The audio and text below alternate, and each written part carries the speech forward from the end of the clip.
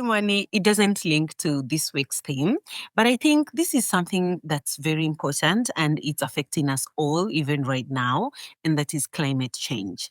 And more specifically, I want to talk about communication around climate warnings because climate change, it's not just about predicting floods. It's not just about talking about droughts and heat waves. It's also about making sure that people who are at risk can actually understand the information and the warnings that they're being given and that they could protect their health and also well-being.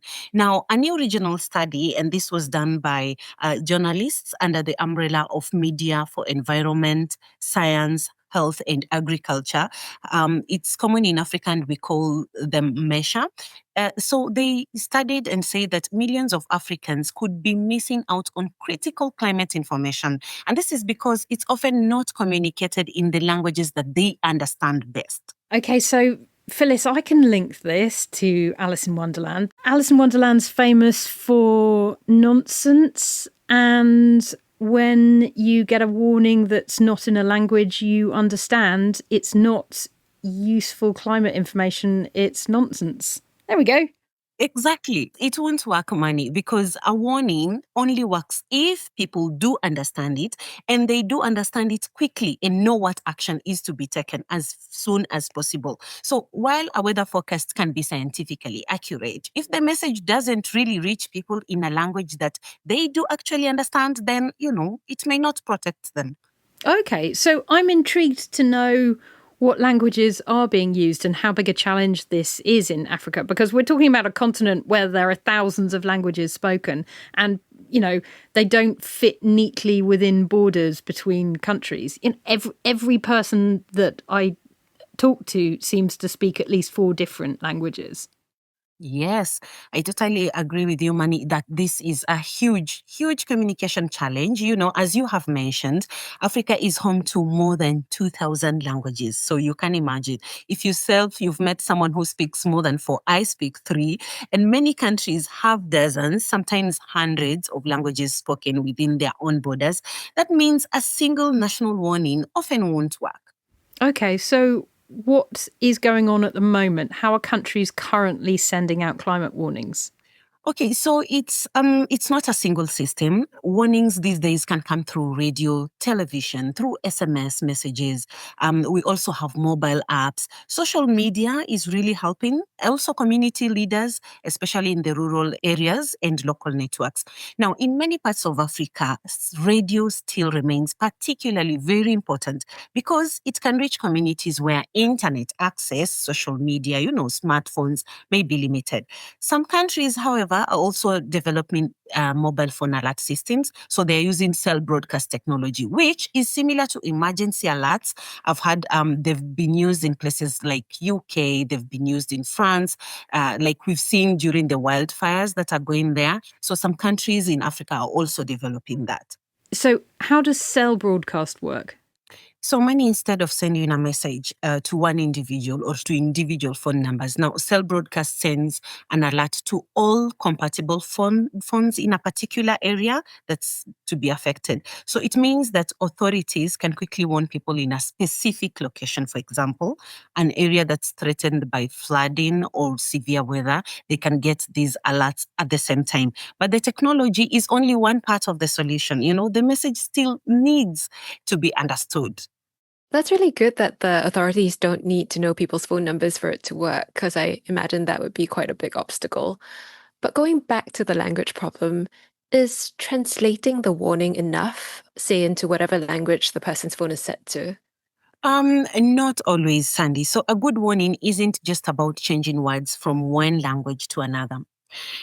It has to make sense in the local context. For example, technical terms like, storm surge or flash flood or heat stress may not have a direct translation in every language. And so communicators sometimes need to explain the idea, not just translate it, but explain the idea rather than simply, translate one word and do a direct translation. Okay, that makes sense. And when the same language is spoken across several countries, does that create another layer of complexity? Oh, yes, Manny, it sure does. Well, So take example Swahili. It's spoken across several African countries, especially in Eastern Africa and some parts of Southern Africa. But you can't just translate a warning into Swahili. You must localize it to specific geography and the conditions and contexts people might face locally. The positive thing about cell broadcasts is that these messages can be localized to specific contexts. So one step is just working on better local translations rather than relying on whole country or a whole language group messaging systems, which takes more support, more structure at a macro level. So it's not just science. Can communication save lives? I love science, but yes, communication does save lives. And the World Meteorological Organization and other international organizations also have highlighted that effective early warning systems can dramatically reduce the impact of weather disasters. But, forecasting is only the first step, which is very important also. The warning has to travel from the scientist to the authorities, to the community, and finally now to the person who needs to act. The person really needs to understand the message. Sandy, have you ever received any of these warning messages? Because I know that we've been testing them in the UK, but the only time that I've received these have been when I'm driving through America. Actually, no, I got them in Romania once to tell me that there are bears. Were there any bears? There were bears, yeah. And you just get this thing in Romanian and English saying, bears sighted by the road, do not stop and feed the bears, because obviously people do that to get a good photo of the bears. So in Singapore, we have an app that's linked to our national environmental agency, and you can go check the app to see like what rain clouds are over what part of the country or if there are lightning strikes. And like the UV index and air pollution, haze levels, that kind of thing. But I did come across this really cool weather warning system when I was doing some reporting in northern Madagascar last year, actually, in a region called the Diana region. And what they do is that a lot of the communities there, they live by the coast, they're fishermen, and they have one or two people appointed in each village to receive an SMS text message about what the weather's going to be like the next day. And that's, wind speed and how high the waves are going to be. And then that person goes to the village center and there's a board and they put up this information in terms like it's color coded. And, if the wind's going to be high, it's 3 arrows instead of 1 arrow. And yeah, that was really interesting to see and very, very useful. Apparently, it's been very effective in helping to, save lives at sea. I like how that's a translation between, the technology, the digital bit, and then you've got a big board with with letters and numbers on it for people that don't do text messages.